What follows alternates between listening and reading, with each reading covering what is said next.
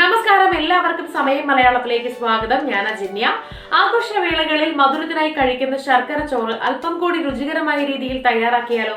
അരി, ശർക്കര, നെയ്യ്, ബദാം എന്നിവയുടെ രുചിയൊക്കെ അടങ്ങിയിട്ടുള്ള ഈ വിഭവം എങ്ങനെയാണ് തയ്യാറാക്കുന്നതെന്ന് നോക്കാം. നമുക്ക് ഇന്ന് പരിചയപ്പെടുത്തുന്നു ആനന്ദ്.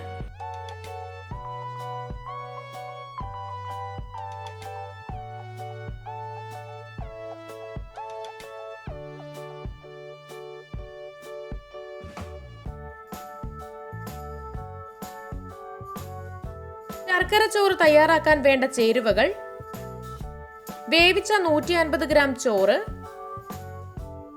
ശർക്കര പൊടിച്ചത്, ആവശ്യത്തിന് നെയ്യ്, തേങ്ങ ചിരകിയത്, 8-10 ഉണക്കമുന്തിരി, ഭക്ഷ്യയോഗ്യമായ കർപ്പൂരം, ജാതിക്ക, ഗ്രാമ്പൂ, ബദാം, ഏലക്കാപ്പൊടി, കശുവണ്ടി, ജാതിപത്രി, 100 മുതൽ 150 മില്ലി വരെ വെള്ളം. ഇനി ഇത് തയ്യാറാക്കുന്നത് എങ്ങനെയാണെന്ന് നോക്കാം.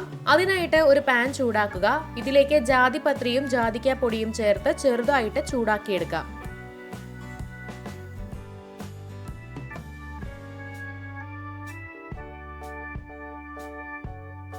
ഇനി പാൻ ചൂടാക്കി 1 ടീസ്പൂൺ നെയ്യ് ചേർത്ത് കൊടുക്കുക.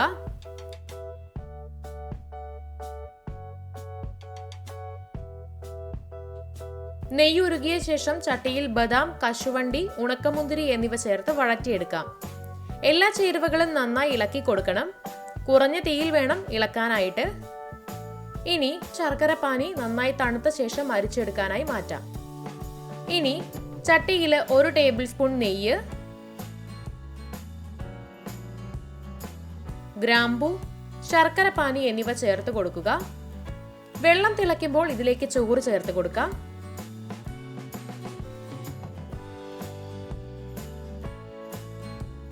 ഇപ്പോൾ എല്ലാ ചേരുവകളും നന്നായിട്ട് ഇളക്കി കൊടുക്കണം. ഈ മിശ്രിതം കട്ടിയുള്ളതായി മാറുന്നതുവരെ ചേരുവകൾ 2-3 മിനിറ്റ് വേവിക്കുക. അരി ചട്ടിയുടെ അടിയിൽ പറ്റി നിൽക്കാതിരിക്കാൻ ചേരുവകൾ നന്നായി ഇളക്കി കൊടുത്തുകൊണ്ടേയിരിക്കണം.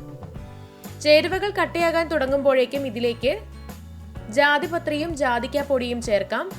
അതിനുശേഷം ചിരവിയ തേങ്ങ ചേർത്ത് നന്നായി ഇളക്കി കൊടുക്കുക.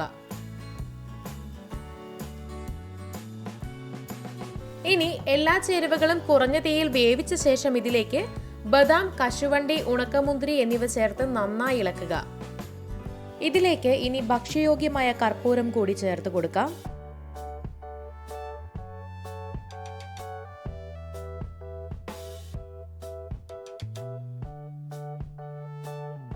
അതിനുശേഷം രുചികരമായ നമ്മുടെ ശർക്കര ചോറ് കഴിക്കാനായിട്ട് വിളമ്പാം. അപ്പോൾ നിങ്ങളും മധുരമുള്ള ഈ ഒരു വിഭവം പരീക്ഷിച്ചു നോക്കുക. വീഡിയോ എല്ലാവർക്കും ഇഷ്ടമായി എന്ന് വിചാരിക്കുന്നു. ഇഷ്ടമായെങ്കിൽ തീർച്ചയായിട്ടും ലൈക്ക് ചെയ്യുക, ഷെയർ ചെയ്യുക, കമന്റ് ചെയ്യുക. ഇതുപോലുള്ള കൂടുതൽ വീഡിയോകൾക്കായി സമയം മലയാളം സബ്സ്ക്രൈബ് ചെയ്യുക.